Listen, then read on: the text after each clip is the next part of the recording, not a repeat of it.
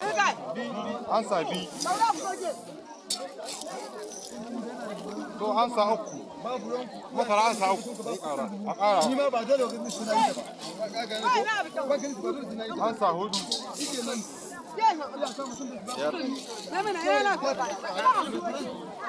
Ansa biyar. To yayi.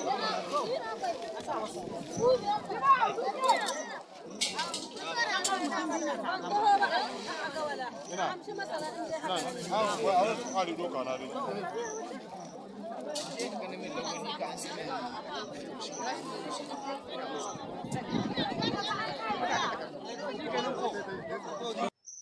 alaikum jama'a godiya muke sosai bisa wannan abinci da an ka kawo mana dan mu ba mu taba ganin abinci wanda mun ka ji daɗi da kamar wannan dan cani gaskiya mun gode Allah saka mai da alheri Musa muka ma ba shekara biyar ba Musa muka shekara 10 shi na goma muka san shi mun gode Allah saka da alheri an gode sosai ko mu ne mun fata alheri to ni kuma ga wannan ligai ga inda ina tsari kuma suna na Fatima soja muya jinjina mu tari Allah shi ƙara canci na ji Allah shi ƙara tura shi sama ni da Fatima soja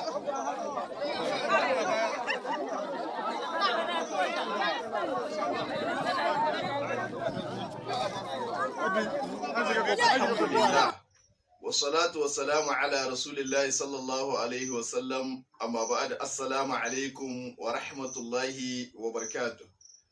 ‘Yan uwa musulmi masu albarka da suke cikin wannan shafi mai tare albarka na TikTok ina muku fata alkhairi ina roƙon Allah subhanahu wa ta'ala ya yi mana jagora zuwa ga ayyuka na alkhairi.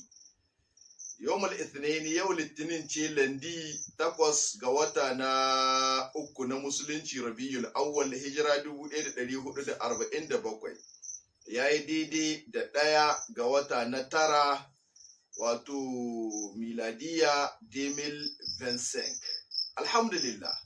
Alhamdulillah alladhi bi ni'matihi tatimmu salihat.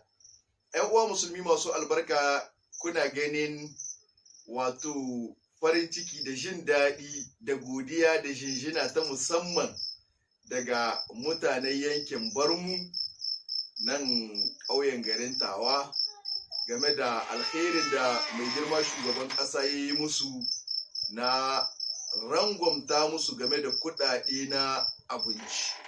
Bayan Allah sun ji daɗi sun yi farin ciki kuma sun yi godiya ga Allah maɗaukakin sarki da ya kawo musu mai girman shugaban ƙasa Abdurrahman Chani kuma sun ƙara jinjina masa wasu ma har sun furta cewa su ba shekara bekin da an kace ba ma yana su yi shekara 10. To haka lalla duk lokacin da mutum yake ayyukan alkhairi to dama shi talaka babu abin da yake so illa ya gani a ƙasa. Kullum abin da talaka yake so ya gani a ƙasa. Saboda haka waɗannan shugabanni namu masu albarka suna da wannan niyya a cikin zuciyoyinsu. Ko da wani lokaci abin da suke so su sanya farin ciki a cikin zuciyoyin talakawa. Dukiyar da ake samu cikin ƙasa talakawa su ga ana musu aiki da ita kuma talaka na gani. Kamar yadda muka saba faɗa ko da wani lokaci a wannan lokaci da ake dai ƙasar Nijar ko mahaukaci dai mai tsintsar ragga bisa ga titi ya san da Nijar ta canza. To Allah maɗaukakin sarki kan ci gaba da kawo mana wannan canji hasken da muke gani a cikin wannan mulki Allah ka ƙara limka shi wa'annan jagorori namu masu albarka tun daga mai girma shugaban ƙasa Abdurrahman Chani General Darme President de la République du Niger Allah ka tsare sa Allah ka taimake sa Allah ka ƙarfafe sa Allah ka ƙara cusa masa tausayin talakawa a cikin zuciyarsa duk abin da yake alkhairi ga ƙasar Nijar da talakawan Nijar Allah ka cusa shi a cikin tunaninsa duk abin da ba alkhairi ba ga ƙasar Nijar da talakawan Nijar ko an ba sa shawararsa Allah ka goge sa daga tunaninsa bi rahmatika ya arhamar rahimin ya hayyu ya qayyum ya zal jalali wal ikram. Akwai mataimakin shugaban ƙasa Prime Minister Muhammad Ali Lamin Zain Allah ka taimake sa Allah ka karfafe sa. Muna da ministrori a ƙasar mu ta Nijar baki ɗaya maza da mata Allah ka taimake su Allah ka karfafe su Allah ka ƙara cusa musu tausayin talakawa a cikin zuciyoyinsu.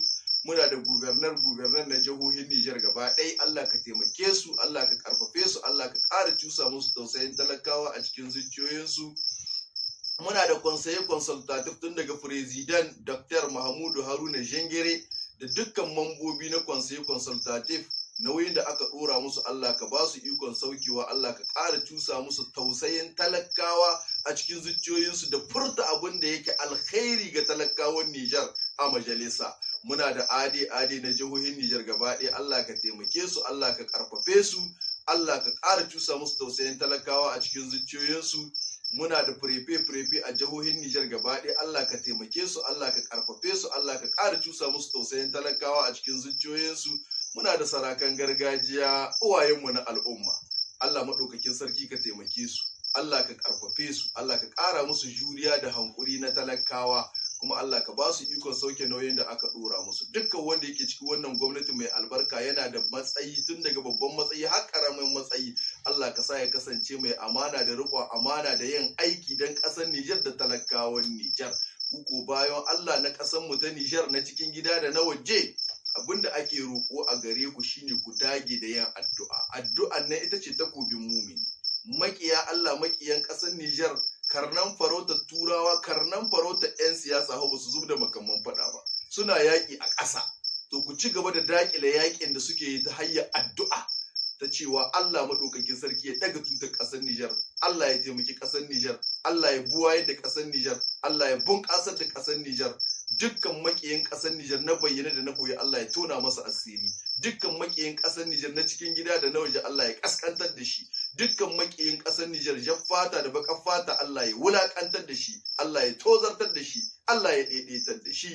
Su zawon mu masu albarka FDS waɗanda suke kai farmaki da waɗanda suke cikin gida, Allah ka taimake su, Allah ka tsare mana su, Allah ka ci gaba da ba su nasara. Waɗanda suka rasa rayukansu, Allah ka gafarta musu, Allah ka yi musu rahama, ka sa aljanna firdausu ta kasance makoma a gare su, da dukkan wani jami'in tsaro da yake sai yawo tufafin aiki da waɗanda ma ba su sa tufafin aiki amma jami'ai ne. Allah ka tsare su, Allah ka taimake su, Allah ka karfafe su, Allah ka wanzar da zaman lafiya da kwanciyar hankali a ƙasar mu ta Nijar.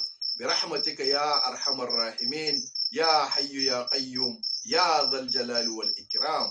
السلام عليكم ورحمة الله وبركاته.